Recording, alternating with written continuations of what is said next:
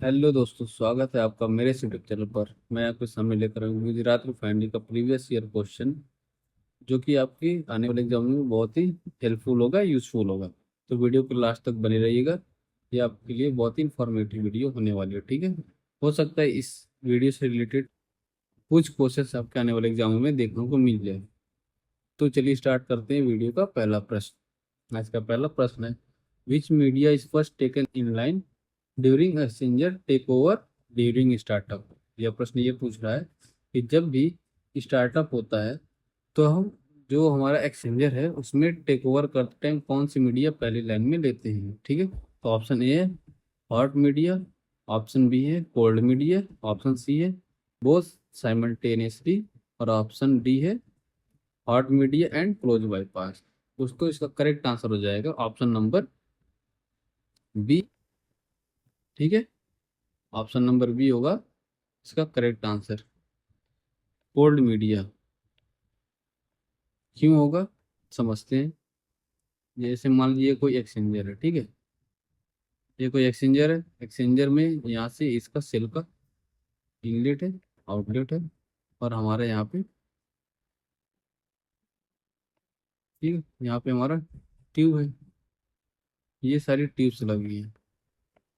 तो उस कंडीशन में क्या होगा, फर्स्ट टेकन कंडीशन में जब हम हॉट मीडिया डालेंगे तो ये पूरा एक्सचेंजर हमारा खाली है, इसमें एयर्स भरे हैं, ठीक है। उसके कारण क्या होगा, जब भी हम हीटेड मीडिया डालेंगे तो ओवर हीट होने के कारण इसके सेल में दिक्कत आ सकती है, बेंड हो सकता है, बकल हो सकता है, ट्यूब में भी हो सकता है। तो उस चीज़ से हम बचने के लिए कोल्ड मीडिया पहले लाइन में लेते हैं, जिससे क्या कोल्ड मीडिया लाइन में लेने से कि पहले से एक्सचेंजर में कोई एक प्रोसेस फ्लूइड मौजूद है, जिसका क्या होगा कि हमारा जैसे ही हॉट मीडिया डालेंगे एक्सचेंजर में, उस दोनों के बीच में थर्मल कांटेक्ट होने की वजह से हीट का ट्रांसफर होने लगेगा और हीट एक्सचेंजर पर कोई बैड इफेक्ट नहीं पड़ेगा। तो ठीक है, इसी कारण से पहले हम लेते हैं कोल्ड मीडिया लाइन में, ठीक है। इसका करेक्ट आंसर है ऑप्शन नंबर बी, ठीक है। तो बढ़ते अपने दूसरे प्रश्न की तरफ। प्रश्न नंबर दूसरा, during which of the following double pipe heat exchanger are useful. ये पूछ रहा है डबल पाइप हीट एक्सचेंजर कब यूज होता है या कब उसका यूजफुल कब होता है, ठीक है। तो option A, high viscosity liquid is to be cooled. Option B है over heat transfer coefficient is very high, और ऑप्शन सी है requirement of heat transfer area is low. तो इसका करेक्ट आंसर है option number C, requirement of heat transfer area is low. क्योंकि दोस्तों अगर हमें एरिया कम की जरूरत है तो हम बड़ा एक्सचेंजर लगा के अपना मेंटेनेंस कॉस्ट, फिक्स्ड कॉस्ट, ठीक है, वो सब लगाने का क्या ही मतलब होगा। तो उसी से बचने के लिए हम कम एरिया के लिए छोटा एक्सचेंजर यूज कर लेंगे, जो कि डबल पाइप हीट एक्सचेंजर होता है। डबल पाइप हीट एक्सचेंजर का कंस्ट्रक्शन इस तरह से होता है, ठीक है। ये कोई पहली पाइप है और इसी के इनर में दूसरी पाइप फिक्स्ड होती है, ठीक है। ऐसे होता है कंस्ट्रक्शन, ऐसे होता है, ठीक है। इधर से एक साइड फ्लूइड इनलेट होगी, इधर से दूसरी, मतलब सेम फ्लूइड आउटलेट होगी। इधर से एक फ्लूइड इनलेट और इधर से आउटलेट होगी, ठीक है। तो ये है डबल पाइप हीट एक्सचेंजर का कंस्ट्रक्शन, ऐसे ही होता है। बाकी इसमें बहुत सारे अरेंजमेंट होते हैं, इसके एसेसरीज होते हैं, ठीक है। तो बढ़ते हैं अपने नेक्स्ट प्रश्न की तरफ, प्रश्न नंबर 3 की तरफ। Before starting a makeup compressor discharge valve should be, ठीक है। तो ऑप्शन ए है फुल्ली क्लोज्ड, ऑप्शन बी है फुल्ली ओपन, ऑप्शन सी है थ्रोटल्ड, और ऑप्शन डी है नन ऑफ द एबव। दोस्तों ये प्रश्न है रेसिप्रोकेटिंग कंप्रेसर की रिस्पेक्ट में पूछा गया, ठीक है। तो रेसिप्रोकेटिंग पंप या कंप्रेसर में जब भी हम उसको स्टार्ट करते हैं तो उसका डिस्चार्ज वाल्व हमेशा ओपन करके चलाते हैं। तो इसका करेक्ट आंसर है option number B, fully open, ठीक है। तो बढ़ते हैं अपने नेक्स्ट प्रश्न की तरफ। प्रश्न नंबर 4, प्रश्न नंबर 4 क्या करें, type of bridge lock exchanger is. Option A है shell and tube, U tube type, option B है प्लेट टाइप, ऑप्शन सी है डबल पाइप टाइप, और ऑप्शन सी है ऑल ऑफ द एबव। इन चारों में से इसका करेक्ट आंसर है option number A, shell and tube, U tube type, ठीक है। तो बढ़ते हैं अपने नेक्स्ट प्रश्न की तरफ। प्रश्न नंबर 5, प्रश्न नंबर 5 क्या कह रहा है, which steam is typically used as tracing steam. ये क्वेश्चन पूछ रहा है इन सभी में से कौन सा स्टीम है जो ट्रेसिंग स्टीम के लिए यूज किया जाता है। तो ऑप्शन ए है एमपी स्टीम, ऑप्शन बी है एलपी स्टीम, और ऑप्शन सी है बोथ ए एंड बी, और ऑप्शन डी है वीएचपी। एमपी मतलब होता है मीडियम प्रेशर, ठीक है। एलपी मतलब होता है लो प्रेशर। और वेरिएस होता है वेरी हाई प्रेशर। इसका करेक्ट आंसर हो जाएगा option number B, LP steam, ठीक है, low pressure steam. Option B इसका करेक्ट आंसर है। तो बढ़ते अपने नेक्स्ट प्रश्न की तरफ, प्रश्न नंबर 6। What is the purpose for providing bypass across furnace APH. ठीक है, ये प्रश्न पूछ रहा है कि जो हमारा फर्नेस है उसका बाईपास एपीएच की फॉर्म में क्यों बनाया जाता है, ठीक है। तो देखते हैं क्या है। ऑप्शन ए है to maintain a draft in furnace, option B है to maintain furnace stack temperature, और ऑप्शन सी है टू इंक्रीज एयर फ्लो, और ऑप्शन डी है ऑल द अबव। तो इन चारों में से इसका करेक्ट आंसर है option number B, to maintain furnace stack temperature, ठीक है। तो बढ़ते अपनी नेक्स्ट प्रश्न की तरफ, प्रश्न number 7। Petroleum classification of type A B C product is based on which of the following property. Option A है फायर पॉइंट, ऑप्शन बी है फ्लैश पॉइंट, ऑप्शन सी है ऑटो इग्निशन टेम्परेचर, और option D है pour point. तो fire point क्या होता है दोस्तों? फायर पॉइंट वह पॉइंट है जिसपे हम किसी फ्लूइड को, मतलब जो भी हमारा जिसको फायर लगाना है, ठीक है, फ्यूअल को जिसको हम जला रहे हैं, तो वह जलने के बाद कुछ सेकंड तक जले, ठीक है, वह होता है फायर पॉइंट। ठीक है, फ्लैश पॉइंट होता है जब हम किसी फ्यूल को जला रहे हैं तो वो जलकर तुरंत बुझ जाए, ठीक है, वो होता है फ्लैश पॉइंट। और ऑटो इग्निशन टेम्परेचर क्या होता है? ऐसा कोई मटेरियल जब वो एटमॉस्फेयर के कांटेक्ट में आ रहा है तो अपने आप जलने लग रहा है, ठीक है, तो उसको बोलते हैं उस फ्यूल का या प्रोडक्ट का ऑटो इग्निशन टेम्परेचर, ठीक है। पोर पॉइंट का होता है, पोर पॉइंट वह मिनिमम टेम्परेचर होता है जिसपे किसी फ्लूइड की फ्लूइडिटी मेंटेन रहती है, ठीक है। तो इसका करेक्ट आंसर हो जाएगा option number B, flash point, ठीक है। तो बढ़ते हैं अपने नेक्स्ट प्रश्न की तरफ, प्रश्न नंबर 8। प्रश्न नंबर 8 क्या कह रहा है? Hydro cracking reaction is favoured at. ये पूछ रहा है हाइड्रो क्रैकिंग की रिएक्शन कब होती है, ठीक है। तो ऑप्शन ए देख लेते हैं, high pressure and low temperature, option B है low pressure and high temperature, option C है low pressure and low temperature, और ऑप्शन डी है high pressure and low temperature, sorry high temperature. तो इसका करेक्ट आंसर है option number D, high pressure and high temperature, ठीक है। Hydrocracking की reaction high pressure high temperature पर ही होती है। बढ़ते हैं अपने नेक्स्ट प्रश्न की तरफ, प्रश्न number 9। Which of the following petroleum product has minimum carbon hydrogen ratio by weight.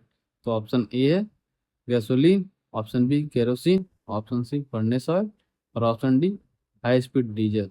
तो इन चारों में से इसका करेक्ट आंसर है option number A, gasoline.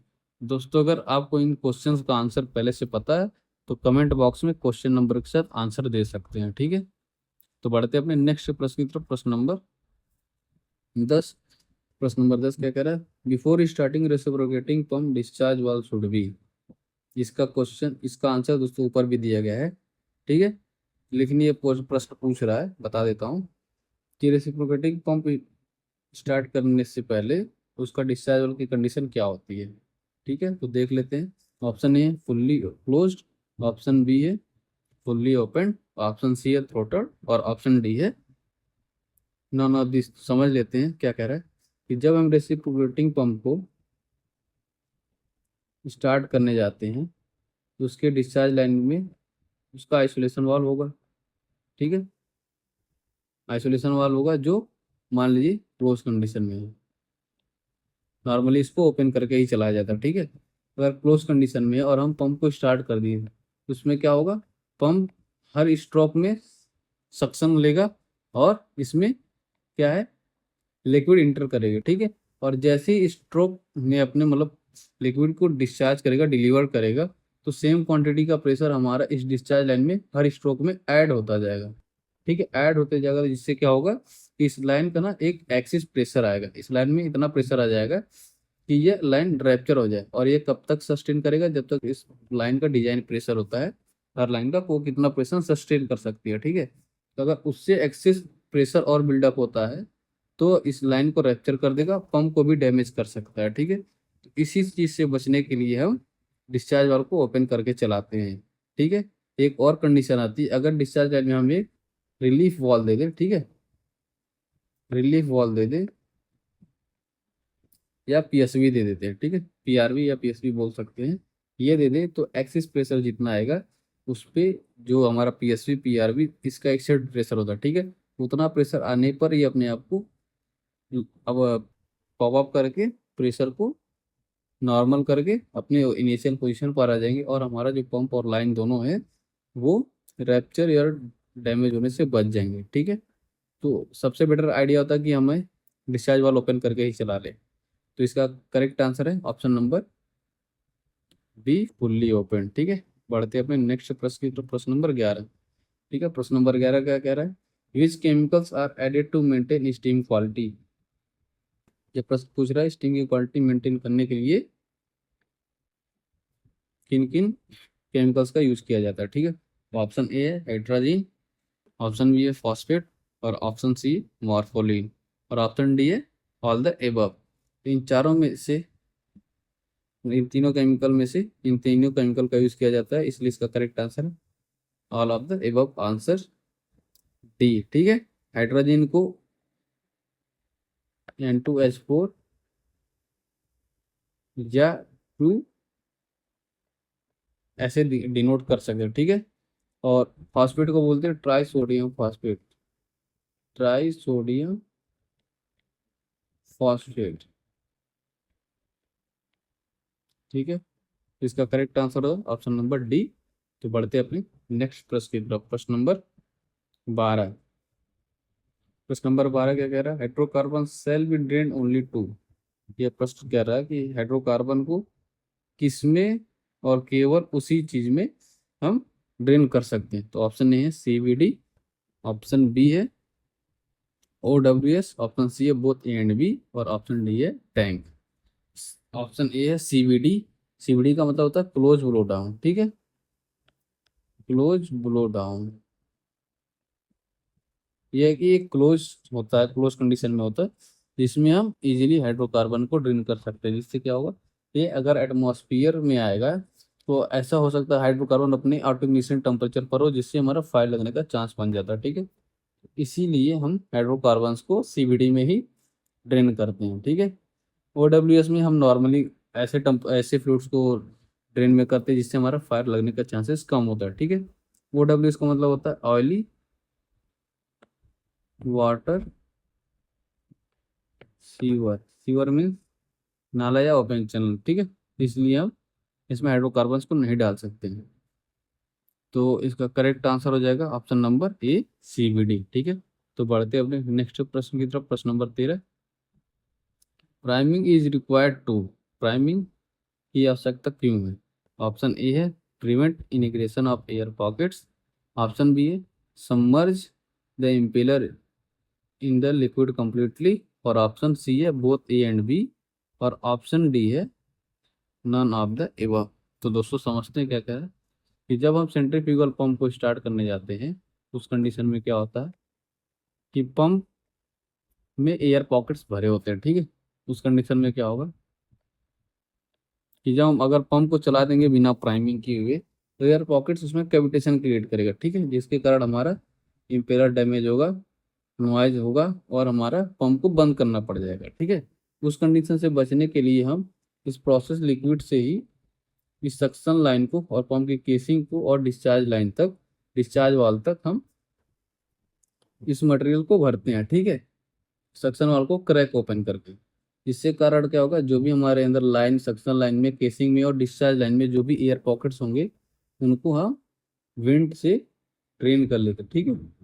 Train वाल विंड वाल को ओपन करके हम इसको चैनल में ट्रेन कर लेते हैं, और तब तक करते हैं जिसमें इसमें एक एक्सट्रीम फ्लो ना आ जाए, मतलब एक स्ट्रीम ना जाए, धारा ना आ जाए, ठीक है। जब तक धारा के साथ नहीं आएगा तब तक हम इसको प्राइमिंग करते रहेंगे, ठीक है। जब धारा आना स्टार्ट हो जाएगा तो हम इवेंट वाल को बंद कर देंगे और प्राइमिंग कंप्लीट हो जाती है, ठीक है। तो ये इसका करेक्ट आंसर हो जाएगा option number C, A and B, ठीक है। तो बढ़ते हैं अपने नेक्स्ट प्रश्न की तरफ, प्रश्न number 14 which of the following gases can't smelled after immediate exposure at high concentration. ये पूछ रहा है इनमें से ऐसा कौन सा गैस है जिसको हम हाई कंसंट्रेशन पर स्मेल नहीं कर सकते, ठीक है, जिसके एक्सपोजर में अगर हम आ जा रहे हैं। तो ऑप्शन ए है अमोनिया, ऑप्शन बी है क्लोरीन, ऑप्शन सी है हाइड्रोजन सल्फाइड, और ऑप्शन डी है नाइट्रस ऑक्साइड। दोस्तों अमोनिया की गंध बहुत तीखी होती है जो हमें इजीली पता चल जाता है, ठीक है। और ऑप्शन बी है क्लोरीन, ऑप्शन सी है हाइड्रोजन सल्फाइड, और ऑप्शन डी है नाइट्रस ऑक्साइड। तो हाइड्रोजन सल्फाइड दोस्तों एक सड़े हुए अंडे की जैसी स्मेल करता है, ठीक है। और इसका एक्सपोजर अगर हो जाता है किसी एरिया में, तो कोई भी व्यक्ति, कोई भी वर्कर उसके चपेट में आने से अगर नहीं बच पा रहा तो वो उसकी डेथ हो सकती है। लेकिन मिनिमम अगर 15 मिनट होता है, अगर 15 मिनट के अंदर आप उसमें से निकल जा रहे हैं, हो सकता है कि अगर ज़्यादा कंसंट्रेशन है तो टाइम मार्जिन आपको और कम मिलेगा, ठीक है। तो अगर H2S की एक्सपोजर में आप आ रहे हैं तो ये आपको कुछ देर बाद आपको सेंसलेस कर देगा, आप स्मेल नहीं कर पाएंगे और आपको पता भी नहीं चलेगा कि आप H2S की रेंज में हैं, और धीरे धीरे आप बेहोशी की कगार पे पहुंच जाएंगे, और इससे आपका डेथ होने का भी चांस बढ़ जाता है, ठीक है। तो इसका करेक्ट आंसर है option number C, hydrogen hydrogen sulphide, ठीक है। और ऑप्शन डी है नाइट्रस ऑक्साइड, जिसको बोलते हैं लाफिंग गैस, ठीक है। इन चारों में से इसका करेक्ट आंसर है option number C, hydrogen sulphide, ठीक है। तो बढ़ते अपने नेक्स्ट प्रश्न की तरफ, प्रश्न number 15। A balance draft heater has which of the following. ये प्रश्न क्या कह रहा है कि बैलेंस ड्राफ्ट हीटर में किस टाइप का अरेंजमेंट होता है। तो पहले तो हम फर्नेस बना लेते हैं दोस्तों समझने के लिए, ठीक है।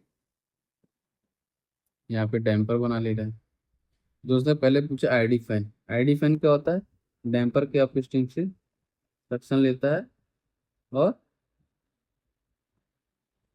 डाउन स्ट्रीम में डिस्चार्ज देता है, ठीक है। एफडी फैन क्या, एटमॉस्फेयर से एयर लेता है, ठीक है, और फर्नेस में दे देता है। और तीसरा है बोथ आईडी एंड एफडी। इसमें क्या होता है, जिस फर्नेस में आईडी और एफडी एक साथ लगे होते हैं तो उसको बोलते हैं बैलेंस ड्राफ्ट। तो इसका करेक्ट आंसर हो जाएगा ऑप्शन नंबर सी, ठीक है, बोथ आईडी एंड एफडी। और प्रश्न नंबर 16 क्या कह रहा है, piston pump comes under which of the following category. ये प्रश्न पूछ रहा है पिस्टन पंप किस कैटेगरी में आता है। तो ऑप्शन ए है सेंट्रीफ्यूगल, बी है रेसिप्रोकेटिंग, ऑप्शन सी है रोटरी, और ऑप्शन डी है नन ऑफ दिस।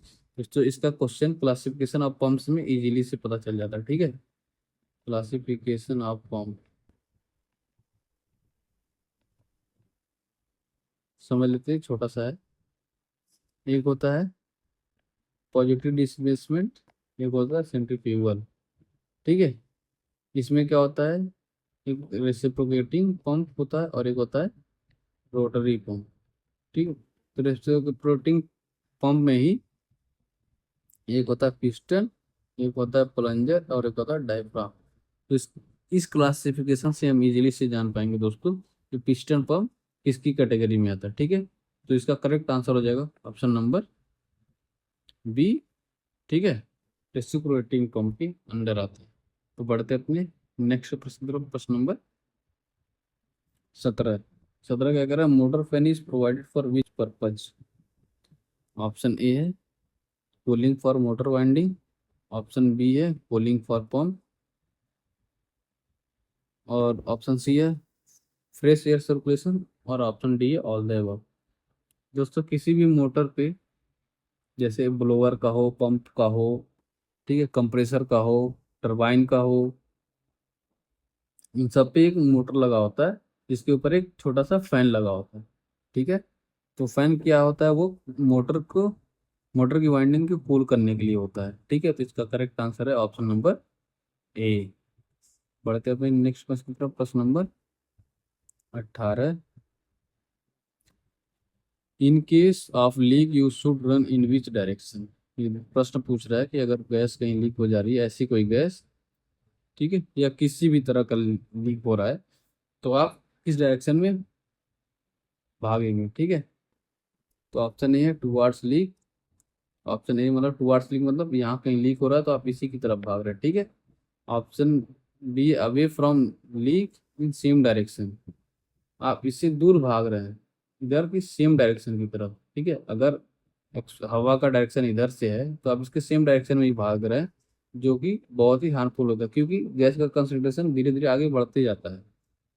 ठीक है, और ऑप्शन सी है, यहाँ पे है लीक और यहाँ पे हम 90 डिग्री पर भाग रहे हैं। जैसे इसका डायरेक्शन इधर है तो हम इसको इधर भाग रहे हैं। ठीक है, 90 डिग्री पे या इधर भाग रहे हैं। इससे अगर हवा का डायरेक्शन अपोजिट भी होता है तो भी हम इसके कंसंट्रेशन से बहुत दूर हैं। ठीक है, और ऑप्शन डी है stay there few second with without taking breath. तो इससे क्या होगा, अगर हम वहाँ पे कुछ देर रुक रहे हैं तो हो सकता है कि हमारा जो कैपेसिटी है ब्रीथ होल्ड करने का बहुत ही कम है। इससे के कारण क्या होगा, हम उस कंसंट्रेशन गैस की चपेट में आ सकते हैं जो कि बहुत ही हजार्डस हो सकता है। ठीक है, तो हमारा करेक्ट आंसर हो जाएगा ऑप्शन नंबर सी। ठीक है, option number C correct answer हो जाएगा, अवे फ्रॉम क्रॉस डायरेक्शन। ठीक है, अगला क्वेश्चन है question number 19। Which type of storage tank is typically used for crude oil. Option A है fixed roof tank. Option B है एक्सटर्नल फ्लोटिंग रूफ टैंक। और option C है fixed cum floating roof tank. और option D है all of the above. दोस्तों इन चारों में से इसका करेक्ट आंसर हो जाएगा option number B, external floating roof tank. ठीक है, अगला प्रश्न इस वीडियो का आखिरी प्रश्न होगा। तो दोस्तों वीडियो को लास्ट तक बने रहने के लिए आप सभी का धन्यवाद। तो चलिए लास्ट प्रश्न देख लेते हैं।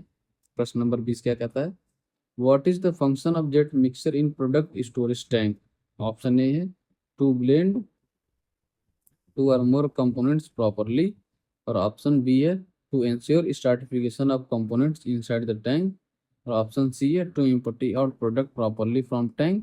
और ऑप्शन डी है ऑल द एबव। ठीक है, इसका करेक्ट आंसर हो जाएगा दोस्तों option number A, to blend